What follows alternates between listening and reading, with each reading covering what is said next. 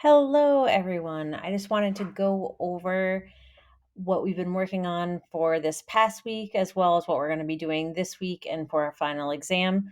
So, this first video is going to focus on the week 14 and week 15 content, and then I'm going to create another specific video by tomorrow that really dives deep into the independent projects and final exam and any questions that you might have related to that. So for weeks 14 and 15, we are at the end of the semester. And these weeks, we are concentrating on recovering a sense of force, source, and flow, as well as our independent projects. So scrolling down, we have the weekly quotes, reminders about the final exam. So the creative statement is due by April 28th at 11:59 p.m., right before midnight. The self-reflection is due Sunday, April 30th at 11:59 p.m., but you can do it anytime this upcoming week.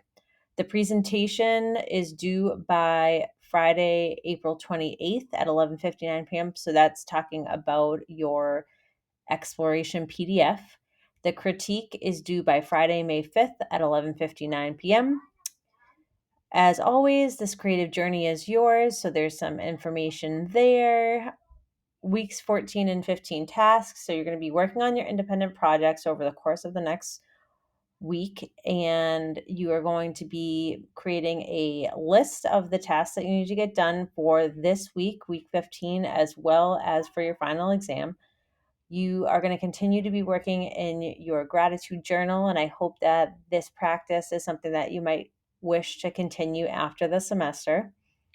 The commonplace book. So you're going to continue to work in your commonplace book, taking notes on the videos shared with you, as well as anything for your independent project. Weekly explorations PDF. There was no weekly explorations PDF due on for the 14th week, and there's no PDF due for the 15th week. All of that is going to be compiled into one final PDF. Your create date.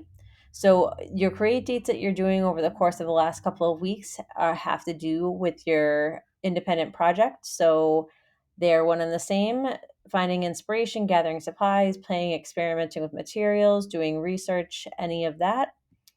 Research and inspiration, continuing to keep track of the research and inspiration that you're coming across for your independent project or series of projects. Ongoing finding hearts, ongoing desire file, and then week 14 specific tasks. So these were the tasks you're supposed to be working on over the last couple of days.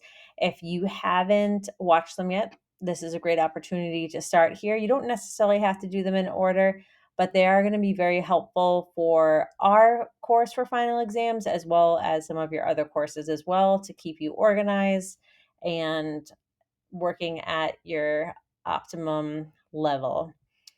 Uh, so first is brain dump, and today's three. So this is a method that many people use, and Mel Robbins, who I've shared in the past, she has ADHD and is a super productive, organized person, learning lots of different tasks and tricks to help her be the best that she can be and live the most organized life possible and with her productivity.